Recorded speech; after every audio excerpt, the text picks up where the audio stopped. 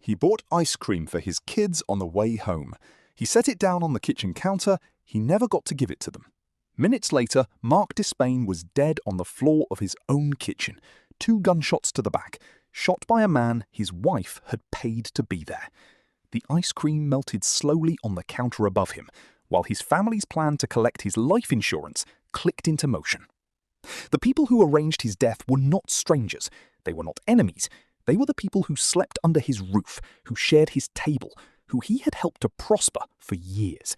His wife, her father, and a hired killer paid a few $1,000s for a job they wanted done on a Wednesday afternoon in Jonesboro, Arkansas. This is the full story of what happened to Mark Despain on August 24th, 2011, and it starts the way these stories almost always start, not with a murder, but with a marriage that should never have happened. Mark Evan Despain was born in 1977 in Jonesboro, Arkansas, a city of about 70,000 people in the northeastern corner of the state, the kind of place where your reputation follows you everywhere, and where everyone eventually knows everyone else's business. He played football at Nettleton High School, graduating with the class of 1995. He was the kind of man who lit up a room when he walked in. He loved the outdoors. He enjoyed hunting trips with friends, spending weekends at the beach, and had developed a love for scuba diving. He was a loyal supporter of the Valley View Blazers, a devoted member of Central Baptist Church, and by the account of everyone who knew him, a dedicated family man who put his loved ones first. Mark met Michelle Kelly when they were both teenagers. Michelle was a year younger and already had a daughter from a previous relationship, a little girl named Brooke. When Michelle became pregnant with Mark's child, both families made their position clear. You marry her. It was 1996. Mark was 19 years old, Michelle was 18. 2 teenagers pushed into adult responsibilities before either was truly ready. This marriage was not born from romance, it was born from obligation, and when a relationship begins under external pressure rather than free choice, it can plant seeds of resentment that take years to fully surface. Despite those circumstances, Mark took his responsibility seriously. He didn't just marry Michelle, he fully embraced Brooke as his own, never making any distinction between her and his biological children. Over time, Mark and Michelle had 2 more sons, Zach and Blake. Mark learned the real estate business working alongside his parents, Jack and Tana Despain, and eventually founded his own property appraisal and investment company, operating it from his home at 4320 Jenny Lane. He had started with nothing. No inheritance, no trust fund. Everything he built with hard work. Michelle found work at a local bank and eventually took over the bookkeeping for the family business. From the outside, the Despains were the picture of the American dream. A beautiful house in a quiet neighborhood, 3 children, a thriving family business, church on Sundays. The family everyone envied. But behind that picture, there were cracks that nobody could see. The first crack came with Carl Kelly, Michelle's father. Carl had come from a humble, working-class background, nothing like the financial success his daughter had married into. When he saw Mark and Michelle's growing prosperity, he saw an opportunity. Why work for strangers when you could work for family? Carl integrated himself into the family real estate business. He started managing rental properties, collecting rent, handling day-to-day issues. Over time, he gained money, influence, and power within the family structure. But along with all of that, Carl also gained resentment. Mark, as the business owner, treated Carl exactly as what he was, an employee. Mark assigned tasks, expected results, maintained professional hierarchy. And Carl didn't like it. He didn't appreciate taking orders from his son-in-law, a man younger than him, a man who had gotten his teenage daughter pregnant. The friction between them grew silently over the years, like a wound that never quite heals. The second fracture was more destructive. Michelle accused Jack Despain, Mark's own father, of having inappropriate photographs of Brooke on his cell phone. It was an accusation so serious it could never be taken back. Mark, faced with an impossible choice between his wife and his father, chose Michelle. He filed a formal police report against his own father. The investigation revealed the truth. The photos were selfies Brooke herself had taken while using her grandfather's phone. Nothing criminal. Charges were never filed. But the truth didn't matter anymore. The damage was done. Mark cut off all contact with his father completely. His mother Tana was so devastated she temporarily left Jack. Mark had just severed his relationship with the only people who might have seen through what was happening to him. He was now completely dependent on Michelle and Carl, the very people who would eventually plan his death. While Mark worked every day to support his family, Michelle was living a completely different life behind his back. The company had accumulated over $2 million in debt. There were unpaid bills, collection notices, properties at serious risk of foreclosure. The business Mark thought was thriving was actually drowning. And who handled all the books? Michelle. Mark had no idea about the true magnitude of the financial problems because he blindly trusted his wife to manage the finances. He was out in the field appraising properties, doing the work that brought money in. Michelle was supposed to be tracking where that money went. Instead, she was hiding the truth from him every single day. But the financial deception wasn't even the worst of her secrets. Michelle was having an affair with a co-worker from the bank, a man barely 24 years old, more than 10 years her junior. And this was not just a physical relationship. Michelle was financially supporting him completely. She paid his rent, she bought his groceries, she covered his moving expenses whenever he needed to relocate. Every dollar she spent on her young lover was a dollar coming out of a business that was already drowning in $2 million of debt. Every rent check she wrote for him was money that could have gone toward keeping the family financially afloat. Mark was working hard every single day, building what he believed was a secure future for his wife and children. Meanwhile, Michelle was bleeding that future dry to keep another man comfortable. That takes a very specific kind of coldness, and it is the kind of coldness that, in hindsight, explained exactly what happened next. 1 week before the murder, Mark finally confronted Michelle. He told her directly that he was considering divorce. For Michelle, this was not just a marital crisis. This was a catastrophic threat to everything she had constructed. Divorce meant losing her lifestyle. It meant her affair would be exposed. It meant the financial reality of the business would be laid bare. And it meant losing the life insurance payout that would come with Mark's death instead. According to Mark's mother Tana, that conversation about divorce was the exact moment when Michelle decided her husband could not be allowed to leave alive. Michelle and Carl moved quickly. They contacted a tenant named Johnny Hubbard, who had connections to the criminal world.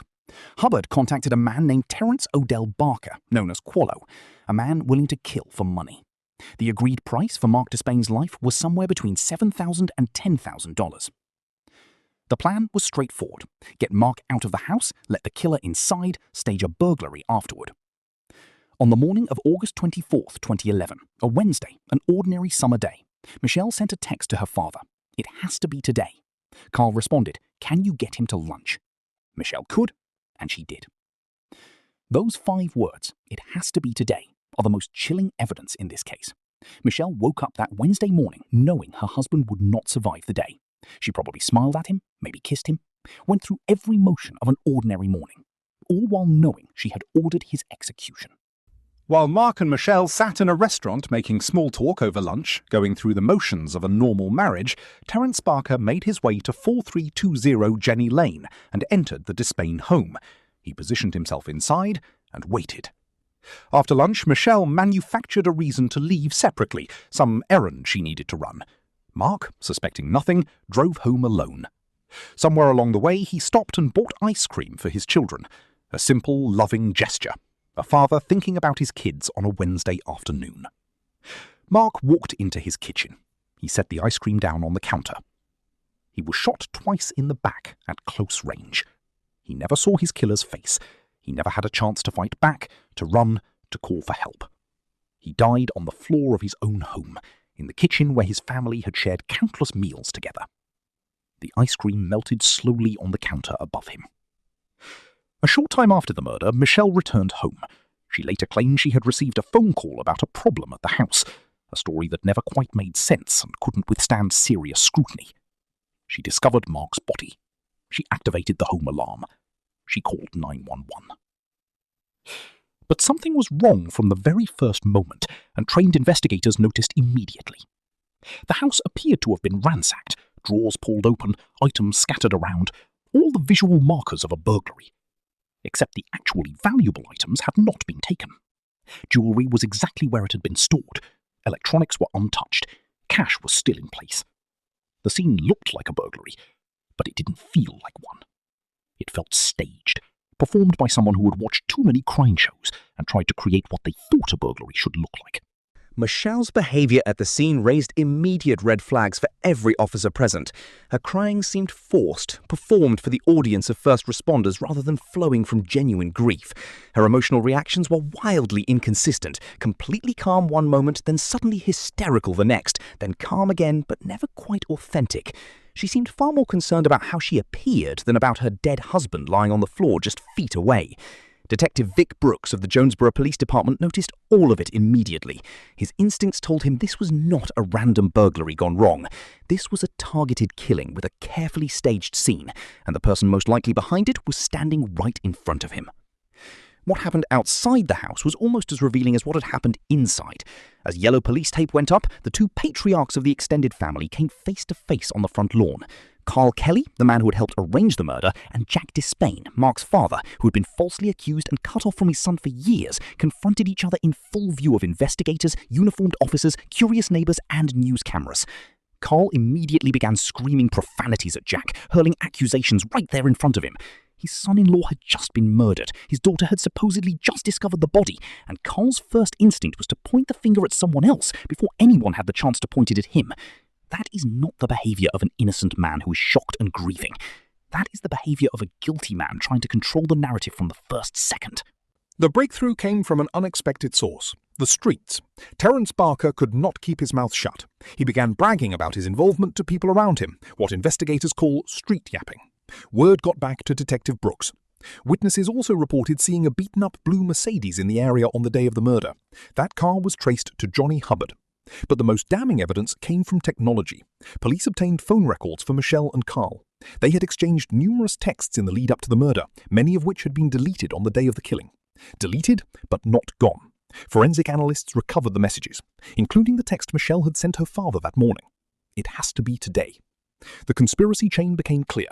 Michelle was the mastermind, Carl was the organizer, Hubbard was the connector, Barker was the triggerman. One by one, they fell. Terence Barker pleaded guilty to first-degree murder and received 35 years. Carl Kelly also pleaded guilty to first-degree murder, received 35 years, and later died in prison of congestive heart failure. Johnny Hubbard pleaded guilty to hindering apprehension. And then there was Michelle. She had initially faced capital murder charges. Prosecutors had sought the death penalty. But complications emerged, evidentiary issues and reliance on uncertain testimony. In 2013, after consulting with Mark's parents, prosecutors announced they would not pursue the death penalty. In 2014, Michelle pleaded guilty to 3 counts of hindering apprehension and prosecution. The capital murder charges were dropped. Her sentence was 30 years, with parole eligibility after just 5 years. According to reports, Michelle was paroled in September of 2019, barely 5 years after her sentencing. The woman who sent the text that set her husband's murder in motion walked out of prison after 5 years. She invoked her Fifth Amendment rights in civil litigation over the life insurance money, refusing to testify. And then she disappeared from public life entirely. Mark Despain left behind 3 children who lost their father at the hands of their own mother. He had built everything he had through hard work, starting with nothing, trusting the people closest to him to be honest with him in return. That trust was not honoured by anyone who should have been in his corner. The ice cream he bought on the way home was for his kids. That detail does not leave you the way the trial transcripts do. That is the detail that tells you who Mark Despain was. A father on an ordinary Wednesday thinking about making his children happy. That is what was taken from him. That is what was taken from them. The question this case sits with is one about systems, specifically about what happens when a plea deal reduces a murder conspiracy to a paper charge, and the person who ordered the killing walks free in 5 years, while the man she had killed stays dead. What does justice owe the people left behind? I want your honest answer. Drop it below. Mark Despain was 33 years old. He bought ice cream on the way home. He deserved to give it to his kids.